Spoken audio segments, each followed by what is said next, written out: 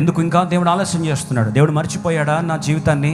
ఎందుకు నా జీవితంలో అన్ని త్వరగా జరగట్లేదు? అందరి జీవితాలు జరుగుతున్నాయి, నాకే ఎందుకు ఆలస్యం చేస్తున్నాడు? వాగ్దానం ఇచ్చిన దేవుడు మర్చిపోయాడా? లేదా వాగ్దానం తప్పుగా తీసుకున్నానా?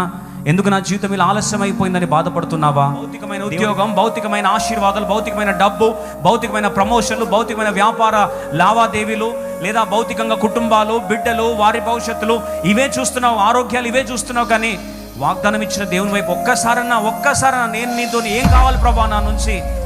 How can I glorify you, how can I honour you అని ఒక్కసారి అడగలేదా?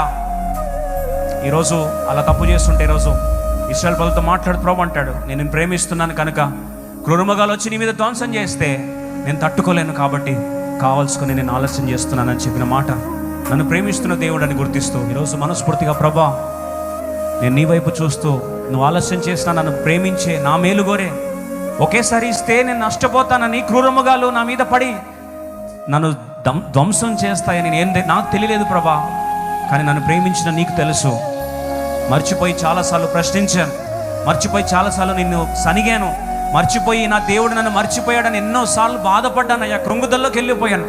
నన్ను ప్రేమిస్తున్నావు కనుకనే క్రూరమృగాలు వచ్చి నన్ను ధ్వంసం చేసి వాగ్దాన దేశాన్ని పాడు చేయొద్దని క్రమక్రమంగా ఇస్తానన్నావు, కానీ వెంటనే అన్ని ఇస్తానని చెప్పలేదయ్యా.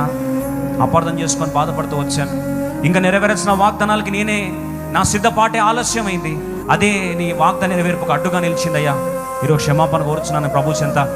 వాగ్దానానికి మనకు మధ్యలో నిలబడిన అడ్డును ఈరోజు కూలద్రోసి మనస్ఫూర్తిగా దేవుణ్ణే కోరుచు ఆయన మనసు మీద రొమ్ము మీద ఆనుకున్న అనుభవంలో దేవుణ్ణి ఆరాధిస్తాను.